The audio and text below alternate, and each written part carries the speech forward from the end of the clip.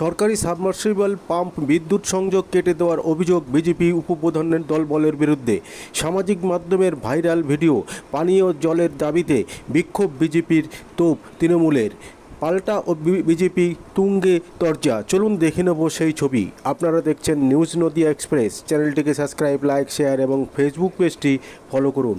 আর দেখুন news Nadia express. লোক এসে এখানে গুন্ডার ইয়েতে নিয়ে চলে যায় খুলে। ভয়ে আমরা সেদিন কিছু বলতে পারিনি। হ্যাঁ, তো এখন বাধ্য হয়ে দেখছি এখন ট্যাঙ্কিতে জল নাই। এখন আমরা মানে পিপাসায় আছি গত 3 দিন ধরে।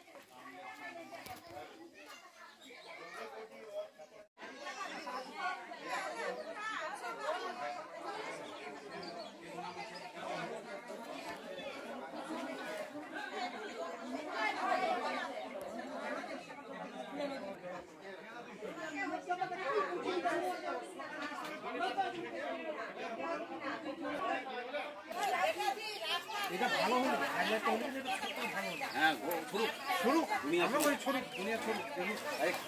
3 মাস খাটবো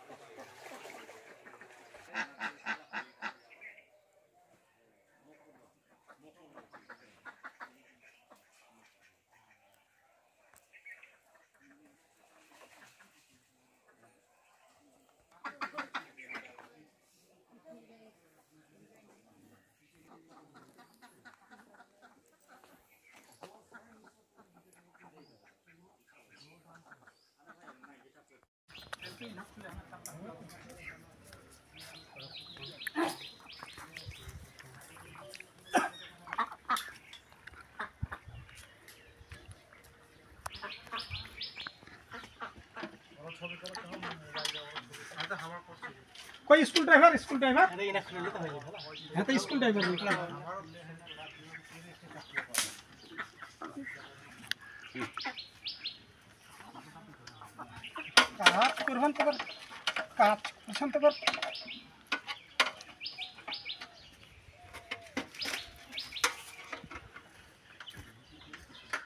ব্যাপারটা হচ্ছে একটা আমাদের এই মন্দির উপলক্ষে একটা কাজ এসছে আমাদের ড্রেনের জন্য। সেই ড্রেনটা পাকা করার জন্য করেছি।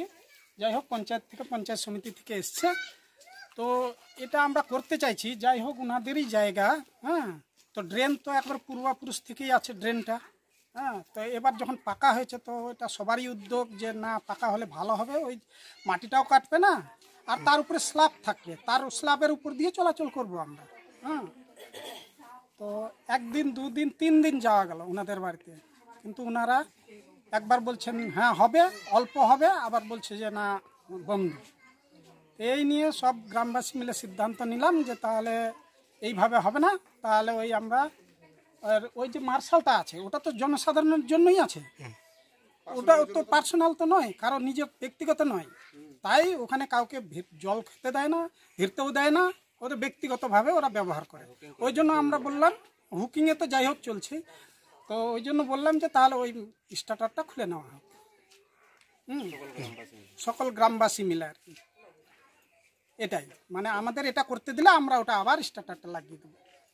অনিমা সরকার আর আরতি সরকারের।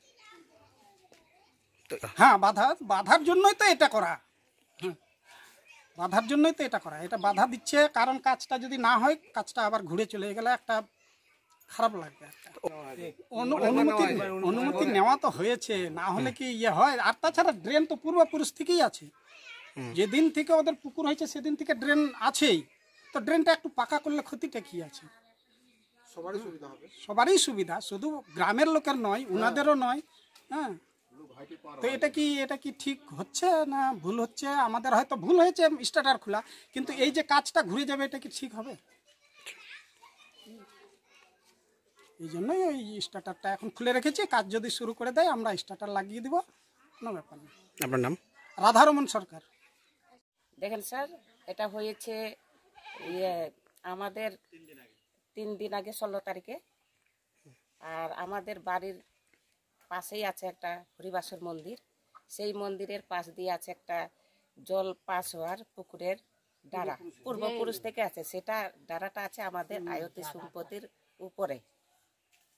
তো আমাদের আয়ত সম্পত্তির উপরে আছে, তো আমাদেরকে ওরা কিছু জানায়নি স্যার। ওরা না জানিয়ে আমাদেরকে ওরা কি করেছে, ইট বালু সিমেন্ট এনে কাজ শুরু করেছে। হঠাৎ করে আমরা দেখছি কাজ হচ্ছে ওখানে। আমরা ওখানে গিয়ে বলি যে এখানে কাজ অর্ডার দিয়েছে কারা? বললেন কি যে পঞ্চায়েত সমিতি থেকে হচ্ছে।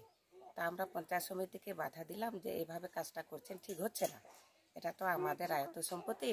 তো আমরা জানলাম না আপনারা কাজ শুরু করলেন কার অর্ডারে। তারপরে আমরা ওখানে ওই বলাতে ওরা খেপে গেল। খেপে যাওয়াতে ওই যে হরিবাসরের কমিটি আরও কিছু জন দলবদ্ধ হয়ে এসে আমাদের মাননীয় মুখ্যমন্ত্রী আমাদের জলের ব্যবস্থা, ওই যে সাবমার্শাল বসিয়ে দিয়েছে, সরকারি মার্শাল আমাদের এই আশেপাশে।